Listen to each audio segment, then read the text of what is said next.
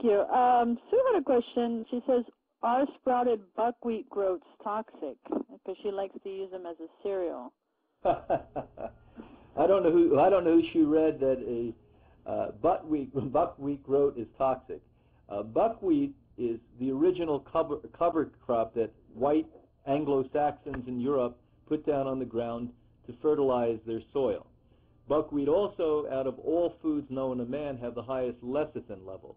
So the sclerosis, the arterial types we spoke about before, raw green buckwheat sprouts grown for 7 days on soil are terrific for that. Buckwheat is not really a grain.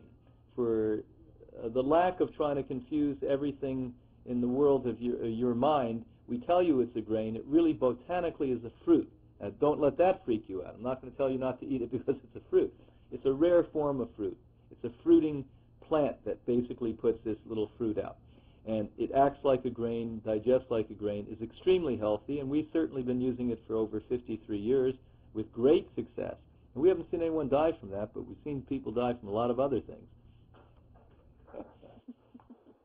Here's an interesting one. Anne says, my naturopath insists that Celtic salt is needed by the body for minerals. Also, it is good to draw out toxins such as heavy metals like arsenic and mercury. Is this true? And if so, how much do you recommend that one should take daily? Well, number one, your naturopath better go back to school and take basic science again, because sodium chloride is what salt is, table salt is. Now, if I said, should you take table salt? I'm sure he'd say, no, don't take table salt. Celtic salt is about 71 to 74% sodium chloride. Now, how are you going to talk out of two sides of your mouth? How are you going to tell me that table salt's bad but Celtic salt's good when it's over 70% the same exact thing with a few other minerals flowing into it and things like that? I mean, come on. This is the problem in the field of so-called natural health care. There's no basis of rationale in it. And you listeners that are not steeped in science are victimized by these people. Would I think sodium is a great way to detoxify the body? The only way sodium does that is organic sodium. That's where a plant's root goes down and converts sodium chloride and other forms of non-organic sodium into usable organic forms.